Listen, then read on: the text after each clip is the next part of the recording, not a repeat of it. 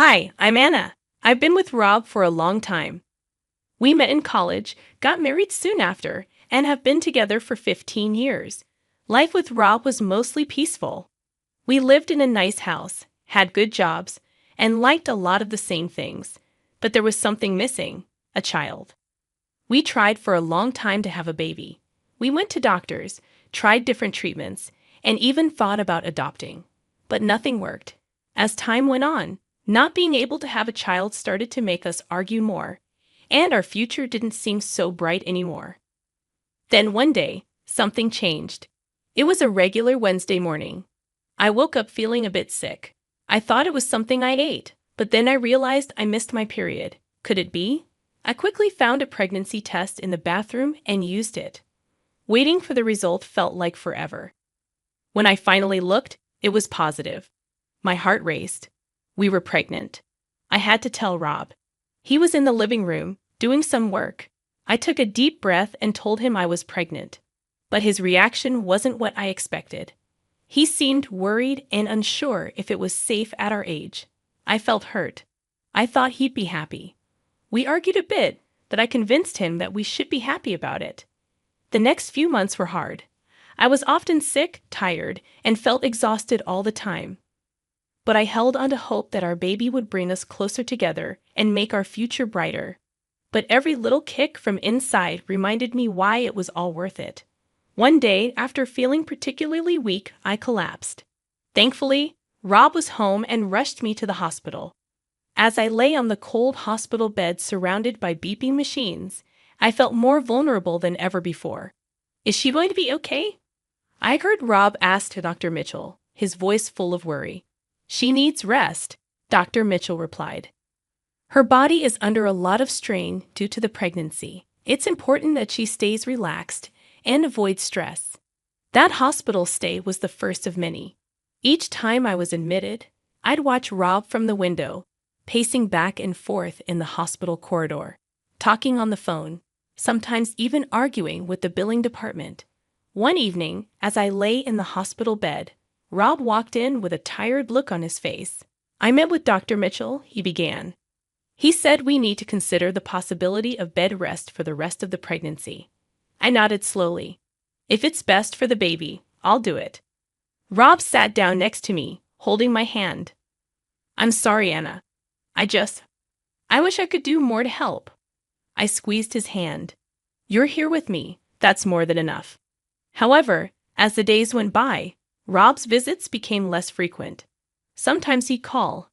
Other times he'd send a text saying he was caught up with work, but the distance between us seemed to be growing. During one of my longer hospital stays, feeling particularly low and missing the comfort of home, I asked a nurse if I could use the phone to call Rob. It's been 3 days, I said, trying to keep the tremor out of my voice. When he answered, I said, You haven't visited. I know, Anna. It's hard for me seeing you like this, he admitted. Rob, I need you now more than ever, I said. Silence. I'll try to come by tomorrow, he finally said, his voice distant. But tomorrow turned into the day after, and soon a week had passed. Feeling isolated and alone, I confided in my nurse, Lisa. He's probably just scared, she suggested, trying to be comforting. Sometimes when people can't handle situations, they distance themselves.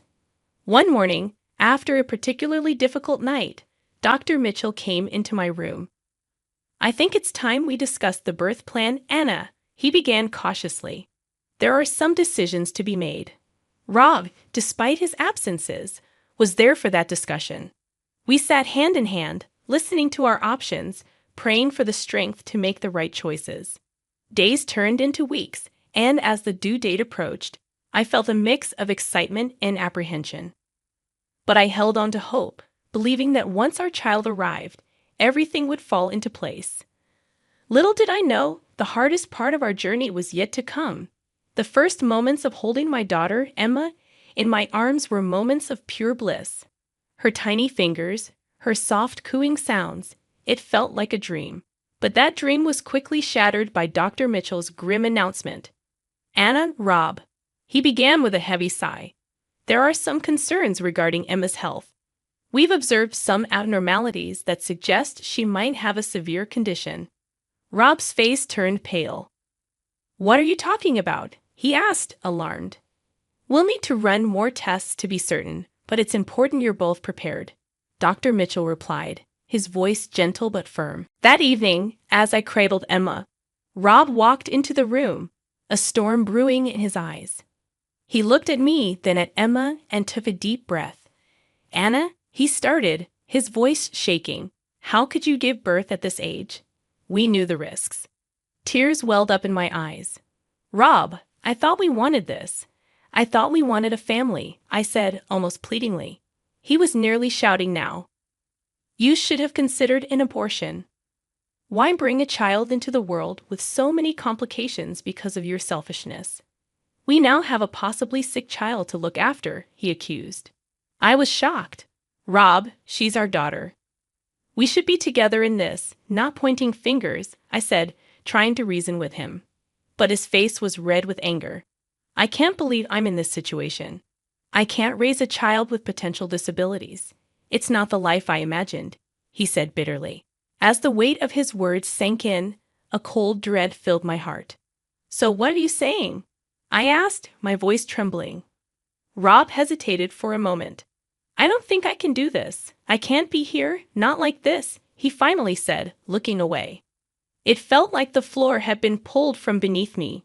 You're abandoning your daughter because she might be different, I whispered, devastated. He looked away, unable to meet my gaze.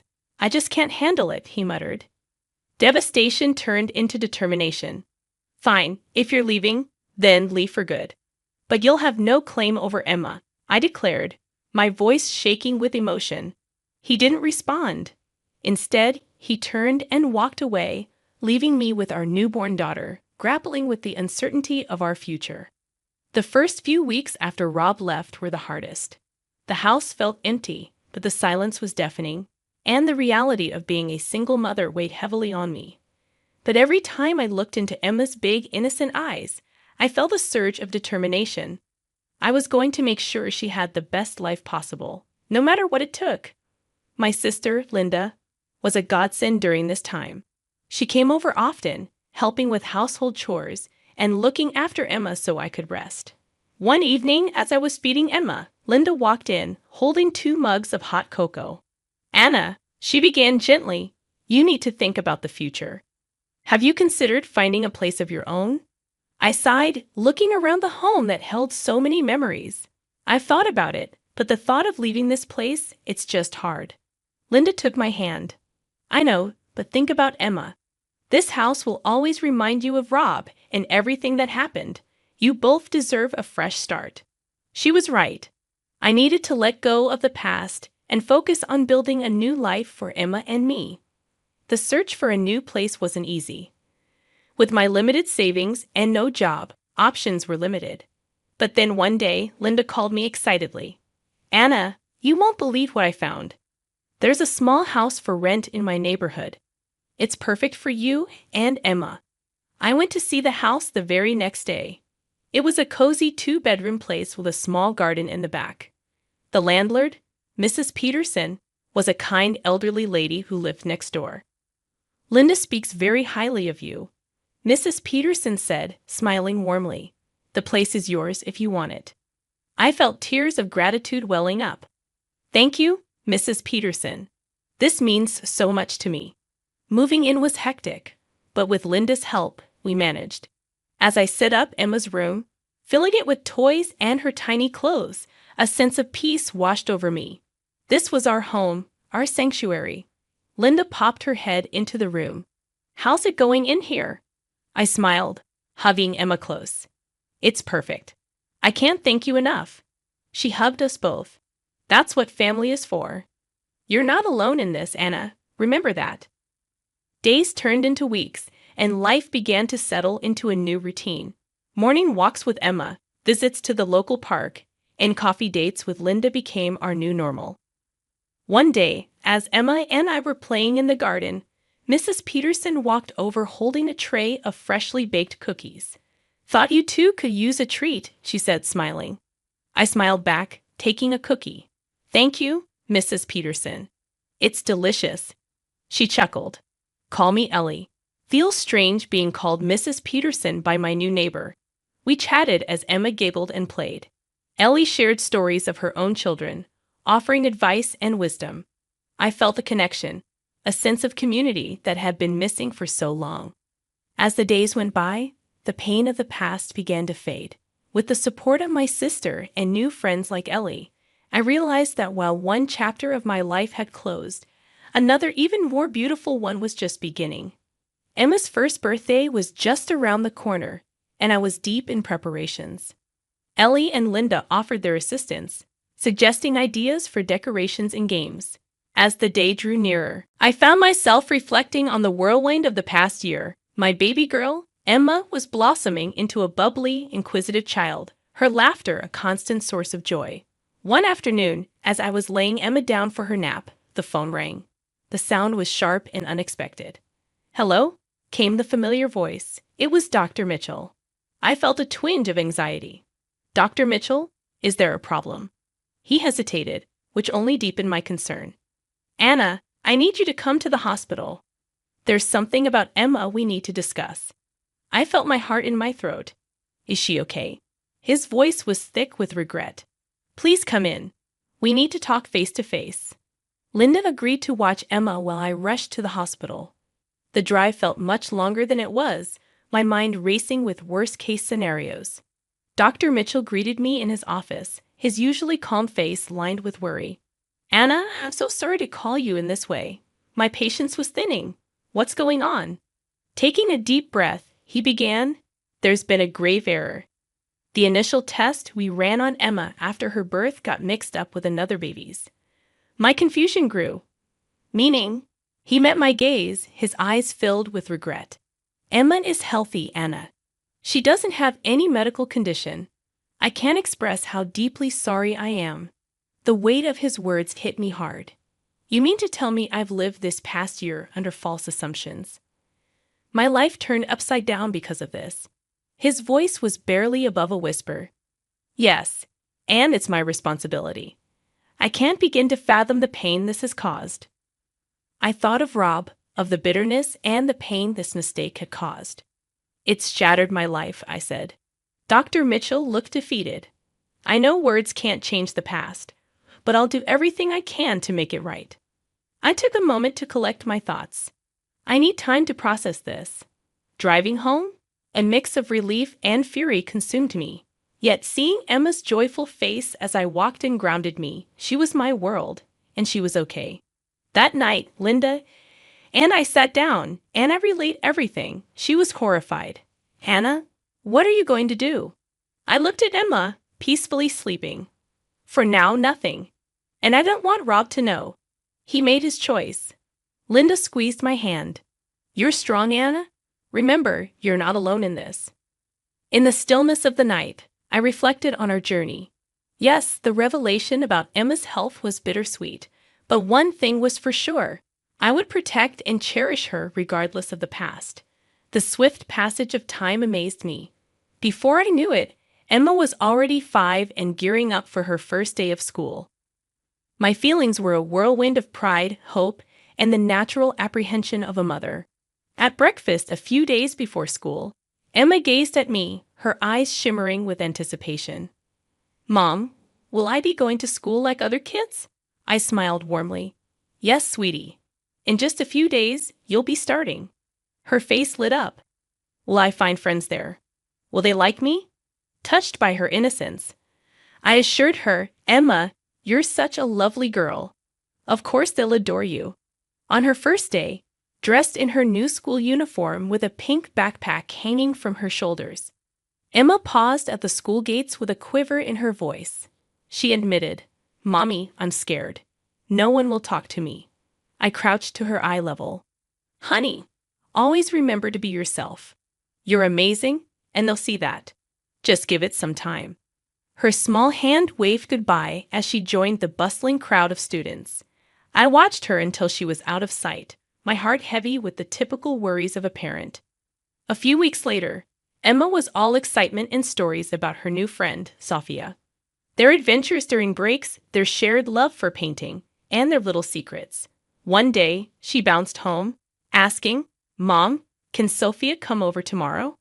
Delighted at her blossoming friendship, I agreed. "Absolutely. I'm eager to meet your new buddy." The next afternoon was filled with their giggles and playful shouts. From the corner of my eye, I noticed their genuine bond, and I thought of how childhood friendships were so pure and uncomplicated. As the sun dipped, a car pulled up. Emma, holding Sophia's hand, led her to the door. To my shock, standing there were Rob and a young woman, presumably his new wife. Emma, inside now. Rob's voice was curt. Sophia, sensing the tension, looked worriedly between her parents and me. "Daddy, I had so much fun." "Emma's my best friend," she said. Rob's gaze was cold. "Sophia, we've talked about this. You shouldn't play with inferior children," his voice dripping with disdain, making it clear whom he referred to. I felt a rush of anger. Before I could retort, the young woman, probably trying to mediate, gently tugged at Sophia's hand. "Come, dear, let's go home." Emma stood close to me, her eyes filled with confusion and hurt as the car drove away.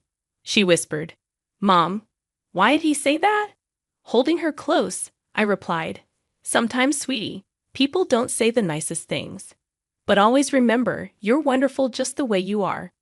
That evening, as I tucked Emma in, I promised myself that no matter what, I'd always protect her from the cruel judgments of the world. Only days after the incident, my phone buzzed with an unknown number. I hesitated, then answered. A woman's voice, soft yet firm, responded, "Hi, this is Emily, Sophia's mother. Can we talk?" Surprised, I replied cautiously, "Of course. What's on your mind?" She hesitated. "I'd rather discuss this face to face. Can we meet tomorrow? There's a cafe around the corner from your house." After a moment, I agreed. "All right. See you at 10 a.m. The next morning, I saw Emily waiting. She looked out of place, her pristine appearance contrasting with the laid-back vibe of the cafe. As I approached, she stood up, offering a polite if slightly forced smile. "Thank you for coming," she began, her eyes searching mine. After the other day, I couldn't shake off a nagging feeling that there's more to the story than Rob's told me. I took a deep breath. I'm not one to spread tales, but since Sophia is involved, I think you should know. Over the next hour, I unfolded our past, how Rob and I have struggled with fertility, my unexpected pregnancy, his disinterest, the misdiagnosis, his leaving, and my subsequent journey with Emma. I made sure to be factual, not letting emotion color the narrative. Emily sat stunned. "He never told me any of this. He said you were the one who left him, and he always painted such a rosy picture of your marriage." I shrugged. Sometimes people craft stories to cope or to hide. She looked defeated. "I feel like such a fool. I thought our love was genuine, but now it seems like he was just replacing one life with another." "Emily," I started, my tone firm, "it's not about him anymore. It's about Sophia and Emma. They formed a bond. I don't want Emma to suffer because of our past." She nodded. "I completely agree. Children shouldn't be dragged into adult disputes." As we parted, I felt the weight lifted. For the first time, I felt like I was truly free from Rob's shadow. Having laid our past bare, that evening as Emma played with her toys, she looked up. "Mom, will I see Sophia again?" Smiling, I said, "Yes, sweetie, you will. And always remember, your past doesn't define your future. You do." My phone buzzed on the coffee table, startling me from my thoughts. Rob's name flashed on the screen, a name I hadn't expected to see in a long time. Hesitating for only a moment, I answered, "Anna." Rob's voice was filled with a mix of anger and desperation. "Do you have any idea what you've done?" I frowned, taken aback. "What are you talking about?" He spat out bitterly. "Emily left me. She filed for divorce, and she's taken everything. I've lost almost everything, Anna, and it's all because she spoke to you." I could hardly believe what I was hearing. "Rob, you made your choices." I just told her the truth. There was a heavy pause. "She also told me about Emma, that she's healthy." "You never told me. Why would I, after everything you said, after everything you did? You didn't deserve to know, I retorted. Rob's voice grew softer, almost pleading. Anna, I made a mistake. I realize that now. I want to be there for Emma. I want to be there for you. We can be a family again. I scoffed in disbelief. Now that your life's in shambles, you suddenly want us back? You're unbelievable, Rob. Anna, I know I messed up, but I've changed. Please, give me a chance. I could feel anger rising in me. You walked out on us, Rob. You called our daughter inferior and turned your back. Now that your little fairy tale with Emily has ended, you think you can just waltz back into our lives. Think again. He sounded desperate. Anna, I was wrong. I see that now. Can't you give me another chance? No, I replied firmly.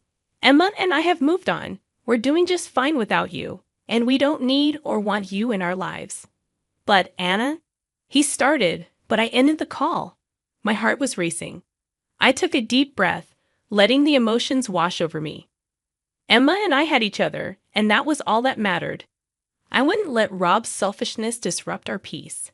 Whatever challenges lay ahead, we faced them together.